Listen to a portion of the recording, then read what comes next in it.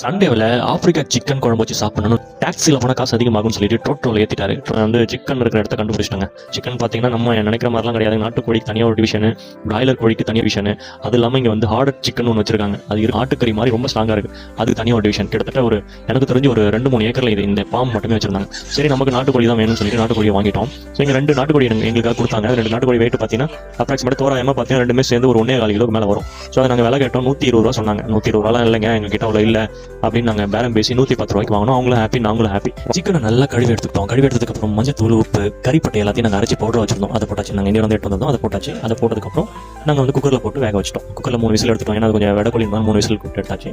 Whistle வரதுக்குள்ள நாங்கள் காய்கறி கட் பண்ணி வச்சிட்டோம். இஞ்சி பூண்டு பேஸ்ட்லாம் அரைச்சி வச்சிட்டோம். அப்புறம் வானலை காய வச்சு எண்ணெய் ஊற்றி கடுகு போட்டாச்சு. கடுகு, பச்சை மிளகாய், பூண்டு, கறிப்பட்டை வேணாலும் போட்டுக்கலாம். ஏன்னா நம்ம கறியிலே போடுறதும் தேவை இருந்தாலும் கொஞ்சம் டேஸ்ட்டு போட்டுக்கலாம். கருவேப்பிலாம் போட்டு நல்லா வதங்கினதுக்கப்புறம் வெங்காயம் கட் பண்ணி வச்சு சின்ன வெங்காயத்தை போட்டு நல்லா பொன்னிறமானதுக்கப்புறம் தக்காளி பழம் போட்டோம். தக்காளி பழம் போட்டு நல்லா மிக்ஸ் பண்ணதுக்கப்புறம் நல்லா அதுக்கப்புறம் இஞ்சி பூண்டு பேஸ்ட் போட்டு இஞ்சி பூண்டு பேஸ்ட் நல்லா கலக்கி வாசனை போனதுக்கப்புறம் கறி போட்டாச்சு. தேவையான அளவு மசாலா அதெல்லாம் போட்டு நாங்கள் உப்புலாம் போட்டு நல்லா கொதிக்க வச்சிட்டோம். இந்த எண்ணெய் மிதக்கிற அளவு கொதிக்க வச்சோம். அதுக்கப்புறம் நாங்கள் வந்து கொத்தமல்லி புதினா போட்டு இறக்கிட்டோம். ஐயோ செம்ம டேஸ்ட்டுங்க. நல்லா வயிறார சாப்பிட்டோம்.